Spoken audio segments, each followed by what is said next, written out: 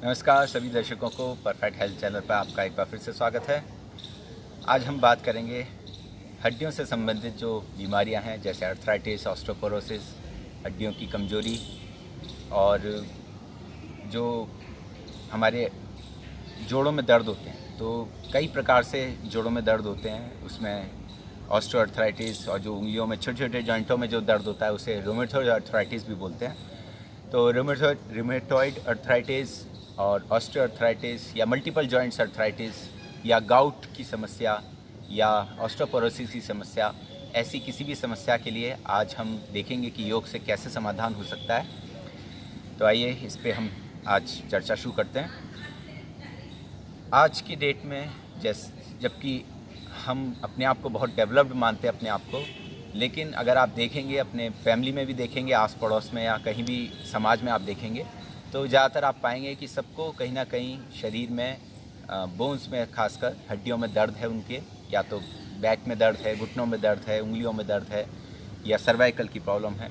मतलब कहीं ना कहीं उनके हमारा शरीर और मजबूत होना चाहिए अंदर से, वो अंदर से खोखला होता जा रहा है। तो उसका एक बहुत बड़ा कारण हमारी जीवन शैली है, जिसमें हम अपने खान पान को विशेष रूप से ध्यान नहीं देते, जो ऐसी चीज़ें ज़्यादा खाते हैं जो हमारे शरीर को नुकसान पहुंचाती हैं, और प्रकृति से हम अपने आप को दूर करते जा रहे हैं। ये दो बहुत बड़े कारण हैं।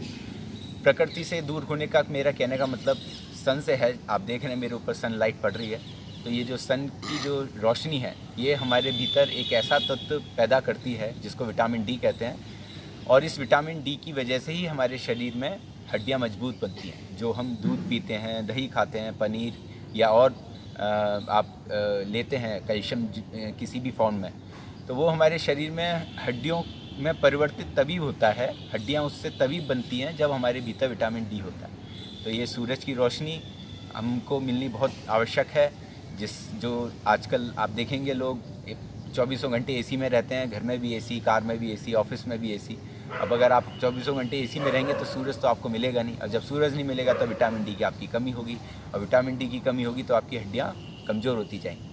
तो पहले तो ये बड़े बड़े लोगों में होता था, लेकिन अगर आप स्कूल में बच्चों का टेस्ट कराएं तो स्कूलों में भी बच्चों के विटामिन डी बहुत कम आ रहे हैं, क्योंकि आजकल बच्चे भी हर वक्त एसी में रहते हैं। तो ये जो जीवन शैली है ये बहुत ख़तरनाक है हमारे लिए। भले ही हम अपने आप को डेवलप्ड बोलें, लेकिन अगर आप प्रकृति से अपने आप को इस तरीके से दूर रखेंगे तो इसी प्रकार की परेशानियों का सामना करेंगे। तो ये एक बहुत बड़ा कारण मैंने आपको बता दिया। विटामिन डी अगर हमारे शरीर में नहीं है तो हड्डियाँ आपकी 100% आपको खोखली मिलेंगी, इसलिए फिर वो ऑस्टियोपोरोसिस में कन्वर्ट हो जाती हैं। ऑस्टियोपोरोसिस में हड्डियाँ सारी खोखली हो जाती है अंदर से। फिर ऐसा हो जाता है कि अगर आदमी हल्का सा भी गिर पड़े तो तुरंत उसको फ्रैक्चर हो जाएगा, और वो फिर जुड़ता भी नहीं। तो ये ऑस्टियोपोरोसिस, जिसमें हड्डियाँ हमारी बिल्कुल ख़त्म हो जाती हैं। अर्थराइटिस में एक बहुत बड़ा कारण कैल्शियम तो है ही, लेकिन दूसरा बहुत बड़ा कारण है अर्थराइटिस होने का एक्सरसाइज ना करना। कि जैसे आप किसी मशीन के जोड़ को देखें, उसे अगर आप चलाते रहते हैं तो वो जोड़ फिट रहता है मशीन का, उसे लुब्रिकेट करते रहें और चलाते रहें तो वो जॉइंट ठीक रहता है। अगर उसे लुब्रिकेट ना करें, और लुब्रिकेट का मतलब उसमें आप तेल वगैरह ना जाएं, उसमें ऑयलिंग ना हो उस जॉइंट की, मशीन के जॉइंट की, और वो उसे आप यूज़ भी ना करें, तो आप देखेंगे उसमें जंग आ जाती है और वो फिर ख़राब हो जाता है। सेम स्थिति हमारे शरीर के जॉइंट्स की है। जैसे आप घुटने का एग्जांपल ले लें, घुटना एक बहुत बड़ा जॉइंट है हमारा, हिप जॉइंट एक बहुत बड़ा जॉइंट है, शोल्डर एक बहुत बड़ा जॉइंट है। अब इन जॉइंट्स में हमारे भीतर ऑयलिंग भी प्रॉपर होनी ज़रूरी है, और इनका मूवमेंट होना भी बहुत ज़रूरी है। अब लेस फिजिकल एक्टिविटी की वजह से ना तो हमारे घुटने इस्तेमाल होते हैं, ना शोल्डर इस्तेमाल होते हैं, ना ही हमारे हिप जॉइंट इस्तेमाल होते हैं। फिर इनमें डीजनरेशन होने लगता है, जिसको हम कहते हैं क्षय होने लगता है हमारे भीतर जो कार्टिलेजेस हैं, जो अंदर फ्लूइड है उसका, और वो फिर नहीं जब नहीं रहता तो फिर वो दर्द करते हैं घुटने। तो इसको हम ऑस्टियोआर्थराइटिस कहते हैं। वैसे तो एक उम्र के साथ साथ हमारे भीतर ये हमारी प्रकृति में हर व्यक्ति, चाहे पेड़ है, चाहे कोई जानवर है, चाहे मनुष्य है, सब एक एज के साथ साथ डीजनरेशन सब में आता है। लेकिन समय से पहले डीजनरेशन आ रहा है तो उसमें कमी हमारी है। हमारा लाइफस्टाइल सही नहीं है, हमारा खान पान ठीक नहीं है। तो अब खान पान तो आप अपना स्वयं ठीक कीजिए, उसके बारे में हम बीच बीच में बताते रहते हैं। जितना नेचुरल फूड खाएं, जितना आप जंक फूड को अवॉइड करें, जितना तला भुना आप अवॉइड करें उतना अच्छा है, और नेचुरल फॉर्म में खाएं। जैसे कच्चा ज़्यादा खाइए, सलाद ज़्यादा खाइए, फ्रूट्स ज़्यादा खाइए, और बॉइल्ड वेजिटेबल्स इस तरीके से खाइए। अनाजों में भी मिक्स अनाज करके खाइए, खाली एक ही अनाज को मत खाइए। तो ये सब आप खान पान तो आप खुद इसमें ध्यान दीजिए। बाकी क्योंकि मैं योगा विशेषज्ञ हूँ तो मैं योग से संबंधित ज़्यादा आपसे चर्चा करूँगा। तो अब हम बात करते हैं अर्थराइटिस में किए जाने वाले आसनों की, योगाभ्यास की। तो हमारे जो डिजनरेशन हमारे शरीर में हो रहा है, देखिए जो खान पान और उसकी वजह से वो तो ठीक है, उसको तो अब आपको खुद ठीक करना पड़ेगा। लेकिन जैसे मैंने आपको बताया, जॉइंट को अगर आप मूव नहीं करेंगे तो फिर वो उसमें डिजनरेशन आएगा। तो जॉइंट्स के मूवमेंट बहुत ज़रूरी है। तो सबसे पहले शुरुआत करते हैं सूक्ष्म व्यायाम की। तो ये ऐसे जो हाथों की उंगलियां हैं, ये भी सारे जॉइंट्स हैं इसमें, तो इनको आप इस तरीके से एक्सरसाइज दीजिए। जॉइंट्स को, उंगलियों को टाइट करते हुए आधा मोड़िए और फिर सीधा कीजिए, आधा मोड़िए सीधा कीजिए। ये मैं स्लो मोशन में करके दिखा रहा हूँ आपको। और फिर इसको आप ऐसे ऐसे फास्ट भी कर सकते हैं, टाइट करते हुए, ठीक है। फिर आप पूरा मुट्ठी को बंद कीजिए, खोलिए, बंद कीजिए, खोलिए, बंद कीजिए, खोलिए, इस प्रकार दम लगा के। ये फिर आप ऐसे अंगूठा अंदर, उंगलियों पर, मुट्ठी को इस प्रकार बंद कीजिए और फिर गोल गोल घुमाइए। तो ये आपके रिस्ट जॉइंट्स को और ये शोल्डर के लिए भी बहुत अच्छा है, सर्वाइकल के लिए भी बहुत अच्छा है ये वाला अभ्यास। क्लॉकवाइज, एंटी क्लॉकवाइज इस प्रकार घुमाइए। फिर आप हाथों को ऊपर नीचे इस प्रकार भी कर सकते हैं। 10 सेकंड होल्ड कीजिए, फिर 10 सेकंड नीचे होल्ड कीजिए। तो ये आप ये देखिए, आप अपने शरीर को एक मशीन समझिए और आप जैसे मशीन से आप काम लेते हैं, सभी जॉइंटों को ऑयलिंग करते हैं और फिर उनको घुमाते हैं, चलाते हैं, इसी प्रकार आपको अपने शरीर के सभी जॉइंटों को मूव कराना है। तो हमारी उंगलियों के रिस्ट के हो चुके। अब आप शोल्डर के जॉइंट्स की बात करें। शोल्डर के जॉइंट को इस प्रकार रोटेट कराइए, सांस पड़ते ऊपर, सांस छोड़ते नीचे, फिर एंटी क्लॉकवाइज। ये तो हम आपको थोड़ा थोड़ा करके दिखा रहे हैं, पर आपको ये सारे अभ्यास थोड़े ज़्यादा करने हैं। जितना ज़्यादा करेंगे उतना ज़्यादा लाभ मिलेगा। तो ये शोल्डर्स के लिए हो गए। फिर इसी में आप रिस्ट को एक दूसरे हाथ से पकड़िए, फिर सांस पड़ते हुए पीछे से खींचिए। एक हाथ से दूसरे हाथ को खींचना है, पूरा दम लगाना है और फिर वापस आना है। फिर दूसरी तरफ सांस पड़ते हुए इसी प्रकार करना है, खींचिए खींचिए खींचिए और फिर सांस छोड़ते वापस आइए। तो ये एक बार किया, आप इसे 2 बार, 5 बार, 10 बार भी कर सकते हैं। ऐसे फिर ये शोल्डर्स को आप रोटेट भी कर सकते हैं। तो ये अलग अलग एंगलों से हम सभी जॉइंट्स को एक्सरसाइज दे रहे हैं। क्लॉकवाइज हैं, फिर एंटी क्लॉकवाइज, इस प्रकार। फिर आपकी ये जो गर्दन है, इसमें जो आपके वर्टिब्रे हैं, इसमें जो मनके लगे हुए हैं, इनके आसपास की मसल्स हैं, इनको मजबूत करने के लिए फिर आप ऐसे ये सिर को हाथ की तरफ, हाथ को सिर की तरफ दबाना। ये सारे सूक्ष्म व्यायाम हैं। ये आप घर पे और ये कभी भी किए जा सकते हैं। जैसे आप खाना खाने के बाद भी कर सकते हैं। ऑफिस में आप काम करते हैं तो बीच बीच में आप थोड़ी देर रेस्ट कीजिए, इन सूक्ष्म व्यायाम को कर लीजिए, ऐसे पीछे और फिर आगे। तो ये मैं जल्दी जल्दी करके दिखा रहा हूँ ताकि वीडियो बहुत लंबा ना हो जाए, पर आपको ये रुकना है। प्रत्येक कोई भी क्रिया को करें तो थोड़ा उसमें समय दें। 5 सेकंड से शुरुआत करें, 10 सेकंड लगाएं, फिर 15 सेकंड, फिर 20 सेकंड, आधा मिनट भी आप प्रत्येक अभ्यास में रुक सकते हैं। और फिर कुछ अभ्यास ऐसे उनमें आप 1 मिनट भी, 5 मिनट भी रुक सकते हैं। फिर आप ऐसे रोटेट कीजिए गर्दन को, क्लॉकवाइज, एंटी क्लॉकवाइज, बहुत ही आराम से करें। मैं थोड़ा योग अभ्यास करता रहता हूँ, इसलिए थोड़ा मुझे फ़र्क नहीं पड़ेगा। लेकिन आप अगर इतनी तेज़ी से करेंगे तो हो सकता है आपको अगले दिन दर्द हो। तो बहुत ही आराम से करेंगे। ऐसे मैंने 2 बार किया, तो क्लॉकवाइज किया, आप एंटी क्लॉकवाइज भी घुमाएंगे फिर इसको। तो ये सूक्ष्म व्यायाम। आप फिर ना गर्दन को इस प्रकार कान को शोल्डर से टच कराने की कोशिश कीजिए। तो इससे यहाँ की स्ट्रेचिंग होती है गर्दन के इधर की मसल्स की। ये अलग अलग एंगल से एक्सरसाइज हैं। तो ये हो गया। फिर आप इसमें ब्रह्म मुद्रा भी एक गर्दन के लिए बहुत अच्छा रहता है। ऐसे 90 डिग्री पे इसको घुमा देना गर्दन को, पहले लेफ्ट में और फिर राइट में।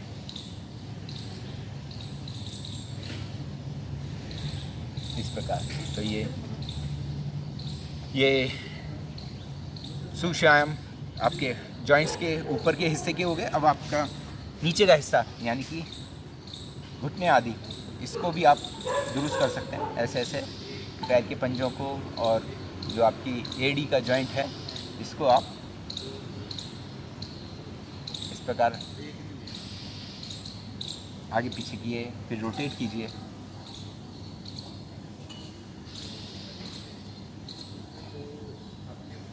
इस प्रकार ये शीर्ष व्यायाम जॉइंट्स के लिए। फिर आप ये जो घुटने हैं इनको नीचे नीचे जैसे अब किया, इसको और नीचे की तरफ दबाएंगे तो ये थोड़ा सा आगे से पैर उठ जाएगा। दबाए रखिए, दबाए रखिए, दबाए रखिए और फिर छोड़ दीजिए। इसको दोनों पैरों से एक साथ नहीं होता तो नीचे फिर कुछ आप टॉवल या कोई कपड़ा इस प्रकार रोल करके ऐसे रख सकते हैं। इस प्रकार मैं हैंड को रख रहा हूँ, आप किसी टॉवल को इस प्रकार रखिए और फिर ऐसे दबाइए। 10 सेकंड 15 सेकंड इस प्रकार दबाए रखिए और फिर छोड़ दीजिए। ये बहुत विशेष अभ्यास है घुटनों के दर्द के लिए, क्योंकि ये डॉक्टर्स भी इसको सजेस्ट करते हैं। इस प्रकार घुटने को नीचे की तरफ दबाना है और फिर छोड़ देना है।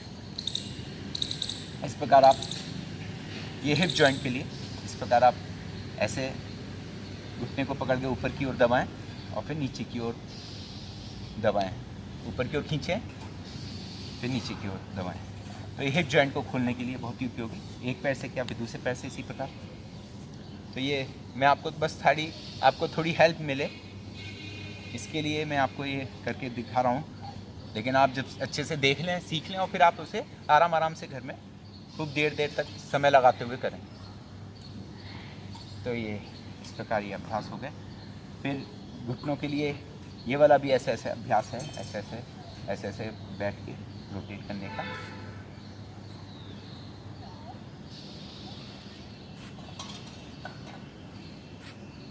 ये घुटनों के लिए एक ये वाला अभ्यास भी बहुत इम्पोर्टेंट है। इसको ऐसे ऐसे रोटेट करते हैं। आप घुटनों पे ध्यान दें, मेरा ऊपर का शरीर नहीं भी दिखाई दे तो भी कोई नहीं, आप घुटनों को देखें, ये रोटेट होने चाहिए इस प्रकार ऐसे। और फिर ये आपके जो जॉइंट है उसको अच्छा बनाएगा। उसमें वापस जो फ्लूइड आपका कम हो गया वो वापस फिर से बनने लगेगा, कार्टिलेज जो घिस गया वो वापस फिर से बनने लगेगा। डॉक्टर कहते हैं कि आप रेस्ट कीजिए, रेस्ट करने से तो घुटना और बेकार हो जाता है। तो ये मैंने आपको घुटने, एड़ी, पैर के पंजे, हाथ के पंजे, शोल्डर, इन सब के सूक्ष्म व्यायाम आपको बताया। तो ये तो सूक्ष्म व्यायाम की प्रक्रिया रही। अब जो एक मुख्य प्रक्रिया है, जो भीतर हमारे जो अंदर के सिस्टम है जो गड़बड़ा गए हैं, जिसकी वजह से ना कैल्शियम आपके बॉडी में लग पा रहा है, ना आपके जो पोषक तत्व हमारे शरीर को मिलने चाहिए वो हमारे शरीर को मिल रहे हैं, उसमें बहुत बड़ी भूमिका प्राणायाम निभाता है। तो उसको सही करने का एक तरीका प्राणायाम है। तो आप प्राणायाम सीखिए, भस्त्रिका कीजिए, सांस अंदर भरिए, छोड़िए।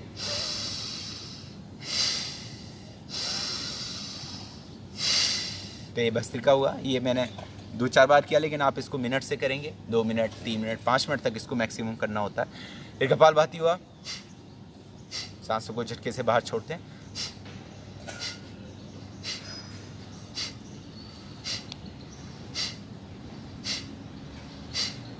तो कपालभाति हुआ, इसको भी आप शुरुआत में आधा 1 मिनट से शुरू करके फिर धीरे धीरे 2 मिनट, 5 मिनट, 10 मिनट, 15 मिनट तक, या और ज़्यादा असाध्य आपको समस्या, बहुत लंबी समस्या है तो आधा घंटे तक भी इसको बड़े आराम से कर सकते हैं। फिर आप अनुलोम विलोम कीजिए।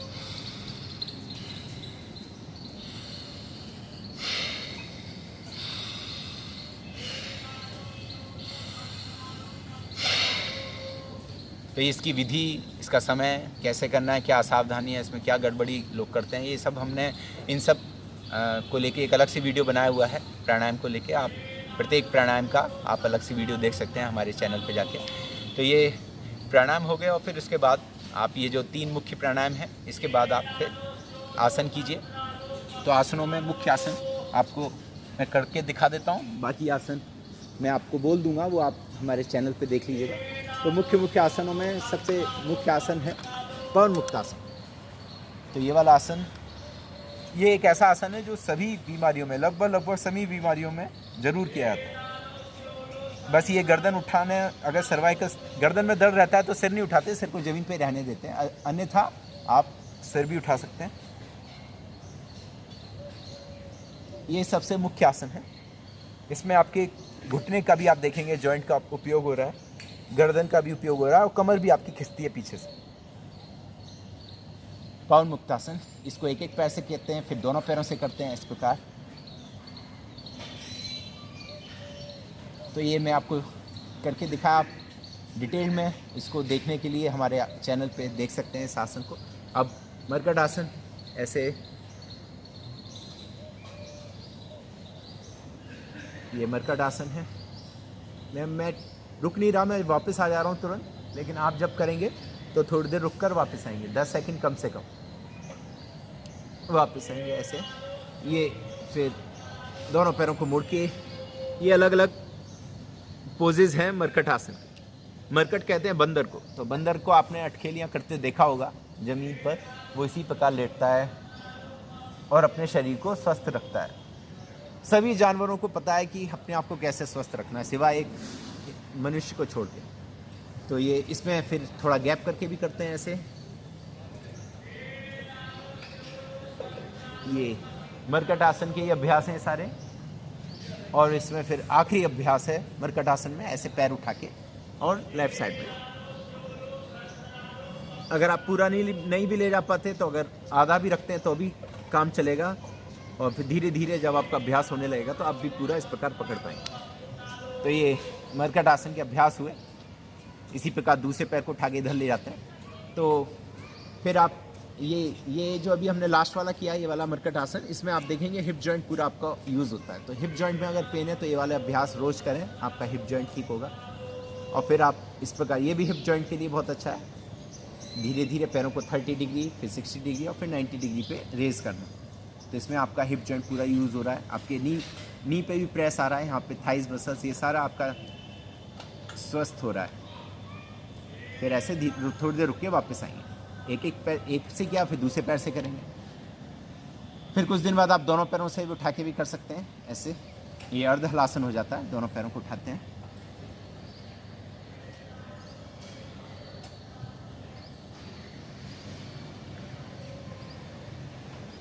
फिर आप एक बहुत अच्छा आसन है सेतुबंद आसन, जो कमर दर्द में भी बहुत लाभ करता है और आपके नेक के लिए, शोल्डर के लिए, नी के लिए, सब के लिए बहुत ही अच्छा है। ये वाला आसन भी लगभग सभी बीमारियों में कर सकते हैं, इसमें भी कोई हानि नहीं। आजकल फिजियोथेरेपिस्ट, डॉक्टर्स भी इसको बहुत कराते हैं। तो ये सेतुबंद आसन।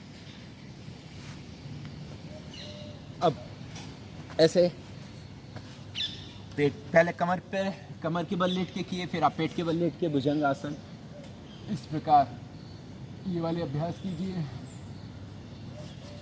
शलभासन, एक एक पैरों को उठाना।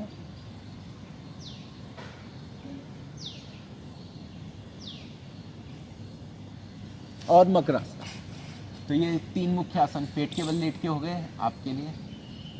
ये वाला भी आप देखेंगे, इसमें घुटने हमारे मुंह बहुत ज़्यादा चल रहे हैं, तो इससे आपके घुटनों को मजबूती आएगी। तो ये 3 अभ्यास आपने पेट के बल लेट के किए।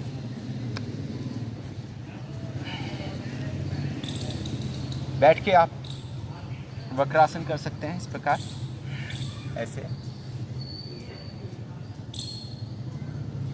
तो जो मैं नाम बोल रहा हूँ उसका आप डिटेल में हमारा वीडियो देख सकते हैं। आसनों में वक्रासन हो गया, फिर आप जानुशी आसन कर सकते हैं इस प्रकार।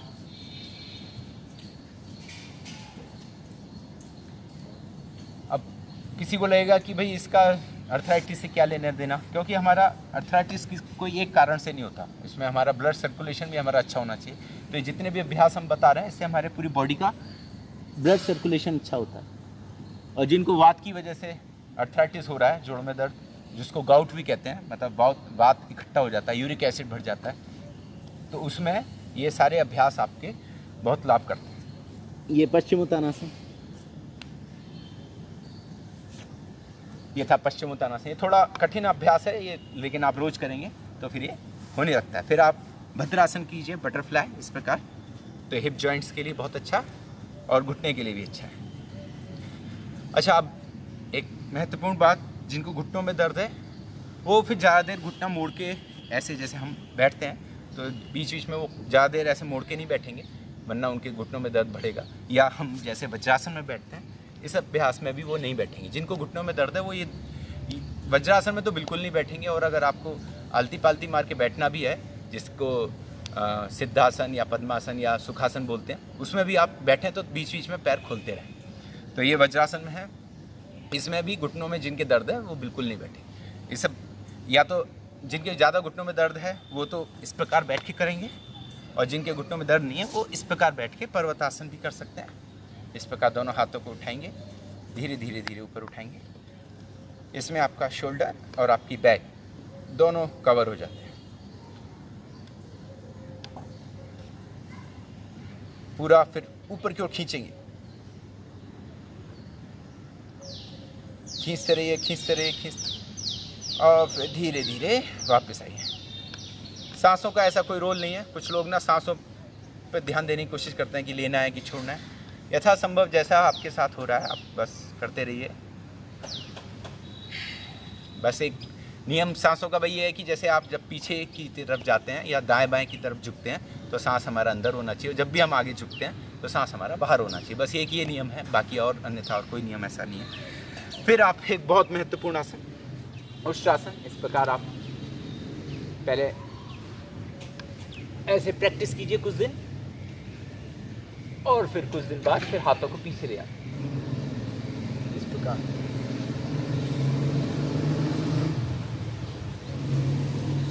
तो ये बैठ के हमने आपको कुछ आसन बताए, फिर आप इन्हीं में और ऐड कर सकते हैं। खड़े होकर आप ताड़ासन, कटी चक्रासन, और फिर सूर्य नमस्कार भी आप इसमें ऐड कर सकते हैं। तो ये जितने भी मैं आपको नाम बता रहा हूँ, ये इससे संबंधित वीडियो हमारे चैनल पे हैं, आप वो सारे देख सकते हैं। तो ये अर्थराइटिस में एक बहुत बड़ा कारण हमारा यूरिक एसिड भी है। आजकल बहुत लोगों को अब पता लग गया है यूरिक एसिड उनका बढ़ जाता है।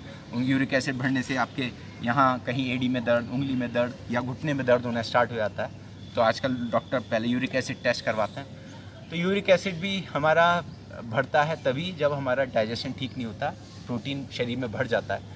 तो ऐसी कंडीशन में आप प्रोटीन की मात्रा कम कर दीजिए, दूध आदि ये सब कम दीजिए, नॉन वेज तो बिल्कुल छोड़ ही दीजिए, अंडा ये सब मत खाइए। और कपालभाति उसमें बहुत काम करता है। तो ये कपालभाति करने से आपका यूरिक एसिड आपका कुछ दिनों में बिल्कुल नॉर्मल हो जाएगा, ये 100% गारंटी की बात है। तो ये मैंने आपको कुछ बताया।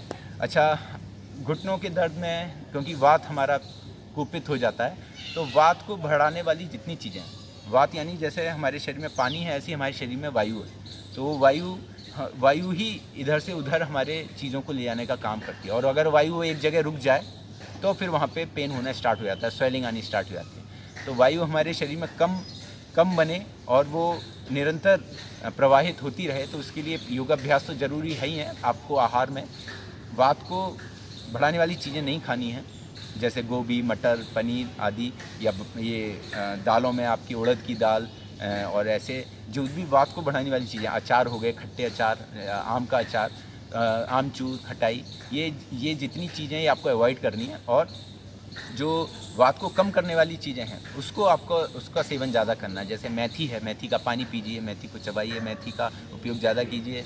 आपका एलोवेरा है, ये वात को ख़त्म करता है।